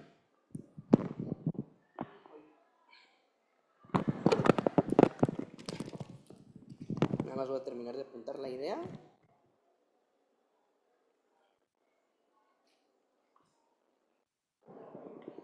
Listo. Bueno, pues quiero sumarme a la felicitación que le hace el compañero Alberto. Creo que realmente este es un tema de actualidad y por lo mismo, o sea, la manera en la que usted lo discute nos da una perspectiva muy clara en torno a el debate que hemos estado viviendo, por lo menos este año, de pues, qué tan acertada fue el hecho de tener una reforma al Poder Judicial en ese sentido, de que se empezara a elegir mediante sufragio. Y creo que una de las cosas que yo más rescato de su ponencia es la parte en la que usted menciona que no existe confianza hacia el Poder Judicial. Creo que para mí ha sido a lo largo de todo este tiempo una discusión en torno a si realmente lo que no existe es confianza o es cercanía. Y esto lo hablo principalmente al momento de referirnos al Instituto Nacional Electoral, porque justo en mis prácticas profesionales la persona que me revisaba me comentaba, es que nosotros no entendemos por qué la gente no vota si el Instituto Nacional Electoral es una de las instituciones que mayor confianza tiene por parte de la ciudadanía. Y creo que para mí en ese momento se volvió clave el diferenciar qué es la confianza y qué es la ciudadanía. En torno también a este debate que tiene acerca del derecho a abstenerse y la responsabilidad que tenemos como ciudadanos, pues creo que claro, por eso está la parte del el estudio de lo que es el comportamiento político o el comportamiento electoral, Y creo que al final de cuentas, pues todo comunica, como hemos visto a lo largo de todas estas elecciones, y que justo también el abstenerse por lo mismo es un comportamiento o un posicionamiento político.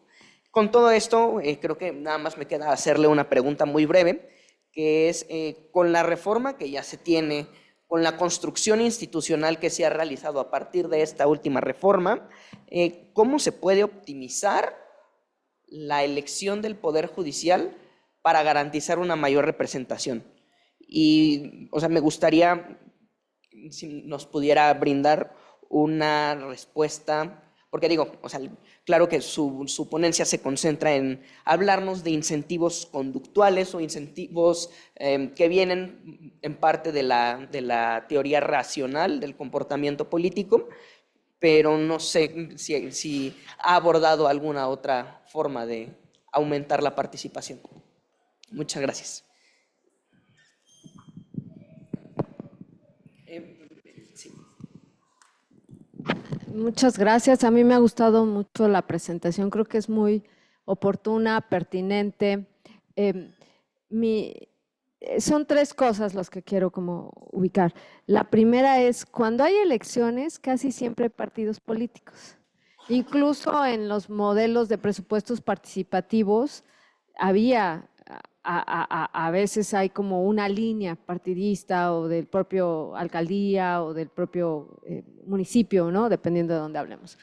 Entonces, si el precedente es donde hay elecciones hay partidos políticos, ¿qué nos depara con estas elecciones del Poder Judicial? En el entendido de que la estructura del diseño en teoría política es de pesos y contrapesos, en donde el peso del Ejecutivo, al menos en el caso del modelo presidencial o del sistema presidencial, es Ejecutivo, Legislativo y Judicial, ¿no? Hay otros semipresidencialismo, no, vamos a hablar solo del caso mexicano, es el Ejecutivo es electo, ¿no? En este caso por mayoría relativa y primera vuelta. El Legislativo es electo bajo en el Senado hasta primera minoría, mientras no hay una reforma, ¿no? Y por mayoría relativa, de acuerdo a los distritos, ¿no? Y en el caso de los diputados también están por mayoría relativa y representación proporcional, pero se votan. El judicial no se votaba, ahora se vota, ya no es, o sea, ya no es un equilibrio. Entre pesos y contrapesos también es un juego de votación, donde sin duda puede haber partidos políticos, porque donde hay elecciones hay partidos políticos. ¿Qué nos depara con esta reforma de Estado que estamos viviendo y por qué tanto peso a la ciudadanía? O sea, el peso va a caer en la ciudadanía y aparte ahora los van a obligar a votar por algo que rompe el modelo de los equilibrios en los contrapesos bajo cualquier discurso de contenido político, emocional, popular. No popular en el sentido peyorativo, sino popular en el sentido de mover masas que a lo mejor no tienen tanta conciencia de la estructura política porque tampoco es su obligación tenerla como tal, ¿no? Cada quien tiene su propio modelo de profesionalización. Sí, como cuestionar un poco qué nos depara y por qué el peso a la ciudadanía, y aparte los van a obligar a votar por esta cosa tan extraña. El modelo de poderes, ya no hay un equilibrio de poderes y ahora el poder del partido. Pero recordemos que las leyes bajo las cuales, las reglas bajo las cuales llega este partido son las reglas que impuso otro partido que también tuvo mayoría, pero nunca pensó que todo se le fuera a cambiar. Y ahora se quejan, porque fue, según, desequilibrado, pero fueron las reglas que ellos pusieron. El tema es que ganaron otros. Ahora los otros están poniendo un nuevo escenario y una nueva mesa, creyendo que van a estar para siempre como alguien creyó antes.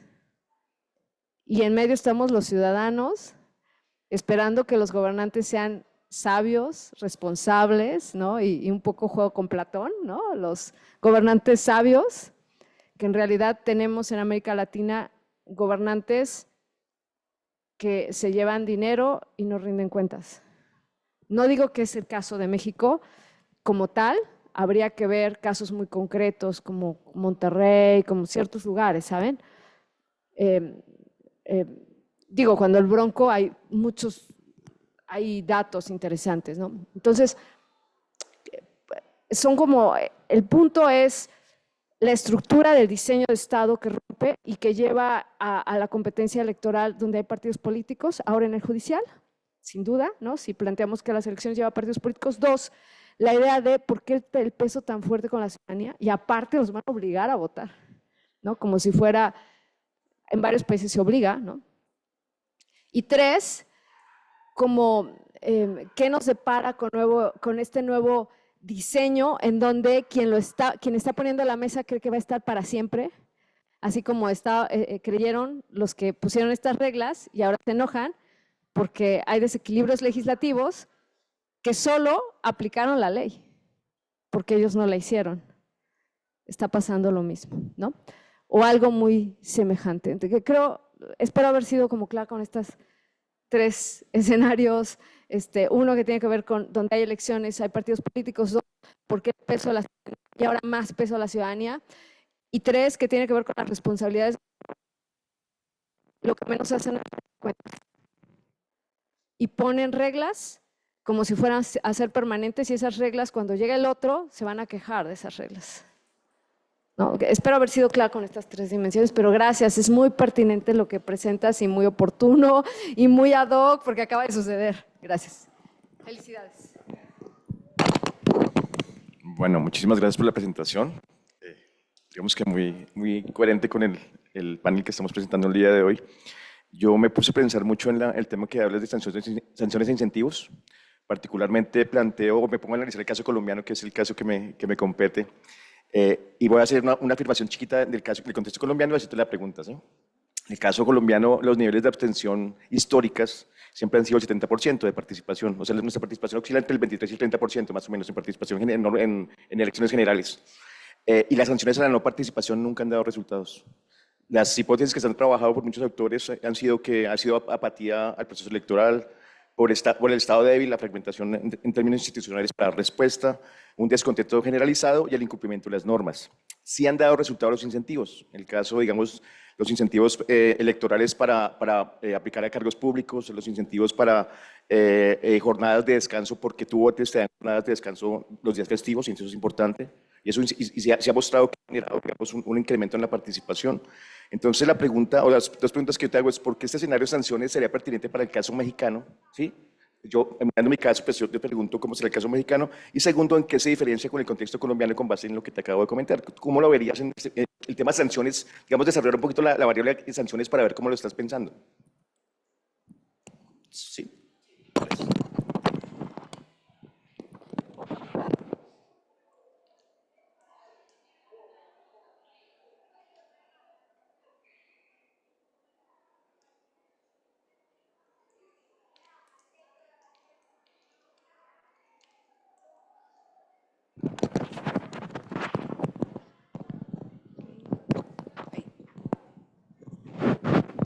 Muy bien. Bueno, contestando la primera pregunta, si hay alguna propuesta concreta para la implementación de sanciones. Para la implementación de sanciones sí había, en su caso, sí hay una propuesta concreta que es una adición del artículo séptimo bis de la Ley General de Instituciones de Procedimientos Electorales, donde se establezcan las sanciones para aquellos ciudadanos que no cumplan con su obligación de votar en las elecciones, y es que los ciudadanos que no cumplan con la obligación de votar establecidas en el artículo anterior serán acreedores a una multa de entre 50 y 70 UMAS, además de que no podrán ocupar cargos públicos dentro de los 3 años siguientes inmediatos al año que se incumplió. Lo establecido en el párrafo anterior no será aplicado en los siguientes casos: A, por motivo de salud debidamente justificado; B, por no encontrarse dentro del territorio nacional por motivos laborales o académicos; y C, por encontrarse privado de sus derechos político-electorales. Ese es en la respuesta al tema de la implementación de sanciones.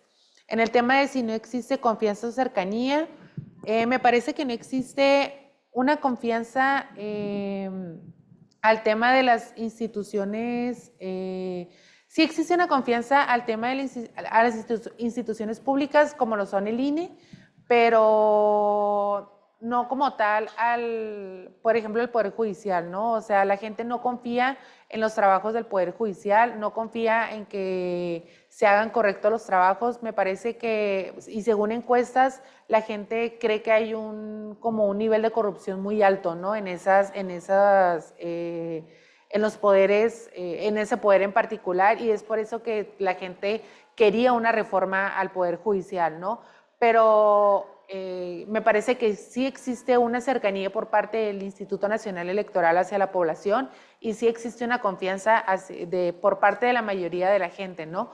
Pero a lo mejor era necesaria, y no todo es perfecto, ¿no? Me parece que sí era necesaria una reforma al Poder Judicial, pero a lo mejor no como se vio, no como la vimos, no como la vivimos, ¿no? O sea, sí se necesitaba una reforma, pero no en el sentido en el que la vivimos el año pasado, ¿no? Y como vivimos el proceso electoral para el Poder Judicial en este año. Entonces, no sé si respondo a la pregunta, pero así lo veo. En el tema del derecho de abstenerse, comportamiento político, creo que aquí me perdí. ¿Cómo con la reforma que ya se tiene, cómo se puede optimizar la elección del Poder Judicial para aumentar la participación? Me parece que, bueno, se tiene que hacer un gran trabajo para empezar, me parece que las propuestas de los candidatos tienen que ser acorde a su trabajo como juzgadores, ¿no? O sea, lo que vimos, por ejemplo, en este proceso electoral teníamos a magistradas proponiendo, no sé, campos de fútbol, campos de básquetbol, cuando claramente no están en su área de expertise, ¿no? O sea, no les corresponde a ellos hacer campos de fútbol o de básquetbol. Entonces, me parece que tienen que acotarse a lo que les corresponde y proponer en sus campañas cosas reales y cosas que sí les corresponda para que la gente crea y la gente crea que sí es una elección que es genuina y que es orgánica, y eso va a hacer que vayan a asistir a votar en dado caso de que el voto no sea obligatorio para la próxima elección judicial, ¿no? Y dar a conocer, por ejemplo, en el caso de Baja California tenemos un sistema que se llama Sistema Conóceles, en el que se sube el perfil del candidato. Me parece que en otras entidades federativas también se tiene y el INE también lo tiene, en el que se da a conocer el perfil de candidato, se da a conocer su trayectoria, su visión hacia, por ejemplo, el Poder Judicial que ellos quieren. Y dar a conocer ese tipo de plataformas es muy, muy necesario para que la gente los conozca, ¿no?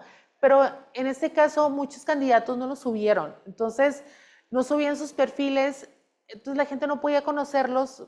¿Y cómo accedes, no? ¿Cómo accedes a conocerlos, a conocer su perfil, a conocer sus propuestas de campaña, a conocer a lo mejor cuál es su visión, cuáles sus metas, cuál es su trayectoria? Porque hay incluso unos que a lo mejor no tienen esta trayectoria profesional, y hay unos que a lo mejor sí tienen bastante trayectoria. Entonces creo que es importante poner esa balanza, ¿no? Y creo que es importante dar a conocer este tipo de plataformas que tienen el Instituto Nacional Electoral y los soples en los diferentes estados para aumentar la participación ciudadana. ¿Y qué nos depara con esta reforma de Estado con las elecciones de Poder Judicial?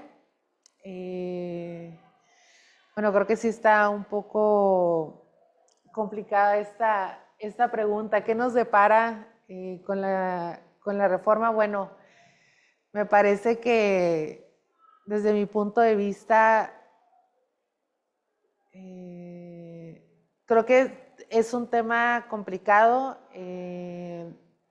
Creo que la gente no confía en la elección del Poder Judicial, no va a terminar de confiar para el 2027, para el 27, para el 2027 no va a terminar de confiar en el proceso electoral para el Poder Judicial, porque al final la gente, si no confía en las elecciones generales, creo que menos va a confiar en un proceso para el Poder Judicial, ¿no? Entonces va a ser muy complicado el panorama para el Estado mexicano que la participación aumente, ¿no? O sea, que la gente en realidad confíe y que la gente vaya a participar a las votaciones. Entonces, creo que queda un trabajo ciudadano muy pesado y sí, o sea, como comentabas, doctora, pues entiendo que no todo puede recaer en la ciudadanía, pero creo que también es nuestra obligación como ciudadanos el invitar a nuestros amigos, a nuestros familiares a asistir a votar y a que conozcan y a que se informen, ¿no? de los candidatos que están, que al final van a representar al Poder Judicial y que vayan a emitir su voto, porque tampoco es válido que nos represente una minoría, ¿no? O sea, que nos representen jueces, magistrados, ministros de la Suprema Corte avalados por una minoría de la sociedad, porque entonces, ¿cuál es la legitimidad en este proceso electoral, ¿no? Entonces, creo que es muy importante que invitemos a los demás a votar y sí, concuerdo que a lo mejor no todo puede recaer en la ciudadanía,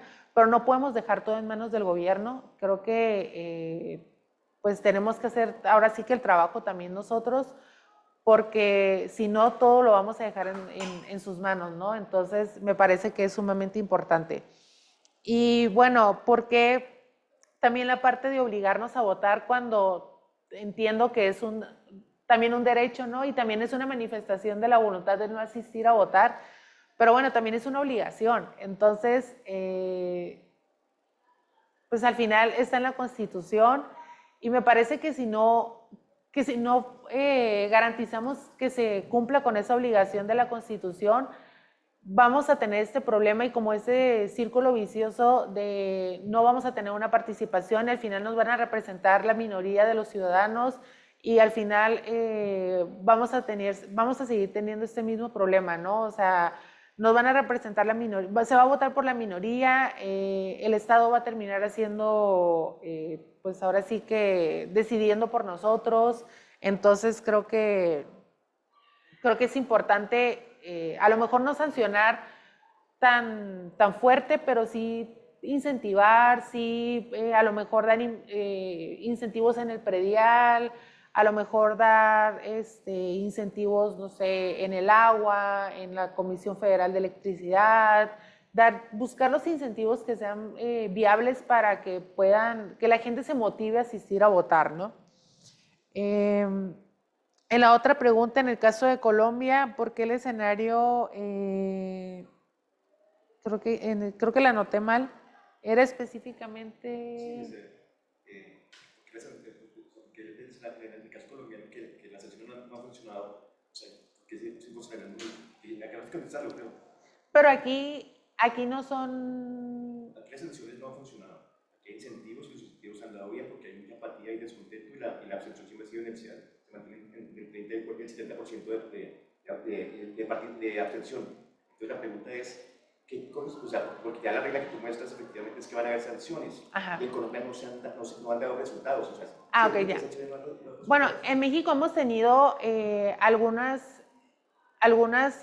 incentivos, algunos mecanismos de incentivos, a lo mejor no propiamente gubernamentales, sino que se han hecho campañas para incentivar a los ciudadanos como lo hacen por parte de empresas, ¿no? O sea, vas y votas y te doy productos gratis, vas y votas y te doy este descuento, y la verdad es que no funciona. O sea, la gente no asiste a votar. Incluso hay otros países, lo tengo en mi tesis de maestría, no la tengo a la mano en este momento, pero hice un estudio comparado en el que había países en los que tenían incentivos para asistir a votar y no funcionaba. Funcionaba más el tener sanciones. Incluso hay países que tienen, por ejemplo, te voy a sancionar con cárcel un día y funciona y la gente va a votar y tienen el 90% de participación ciudadana.